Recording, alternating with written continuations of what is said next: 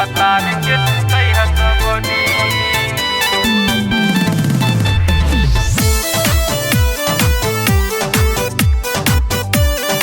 गरिमा recording studio Mumbai.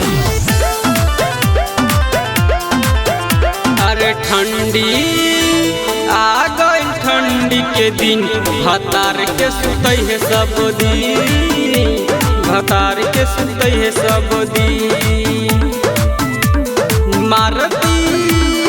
मारती न एकर हम पिन भतार के सुतई है सब दिन, भतार के सुतई है सब दिन।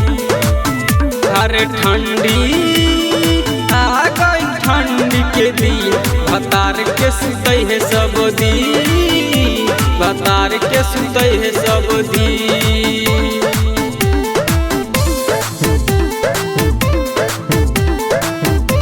भतार के सुतई ह सबोदी।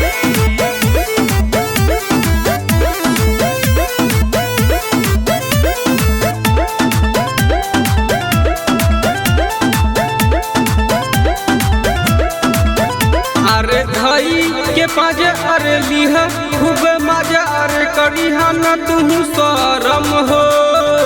ओढ़ी के चादर न चैहा खूब गदर अरे होई देह पूरा गरम हो। अरे धई के पाजा अरे लिह खूब मजा करिहा न तू शरम हो। ओढ़ी के चादर न चैहा खूब गदर अरे होई देह पूरा गरम हो। अरे खैहा चाय के साथ खूब नमकीन भतार के सुतई है सब दिन, भतार के सुतई है सब दिन।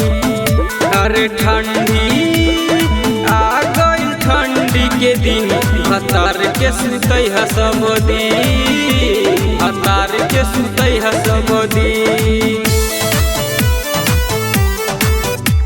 भतार के सुतई ह सबोदी।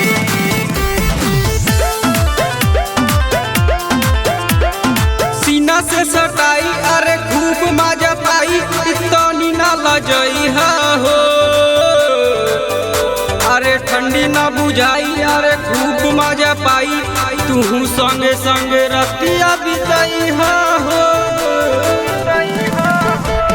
सीना से सटाई अरे खूब मजा पाई तनी ना लजई हो। अरे ठंडी ना बुझाई खूब मजा पाई तू संगे संगे रतिया बितई हो। अरे सरवन में लिह खूब नींद भतार के सुतई है सब दिन, भतार के सुतई है सब दिन। अरे ठंडी आ गई ठंडी के दिन भतार के सुतई है सब दिन, भतार के सुतई है सब दिन।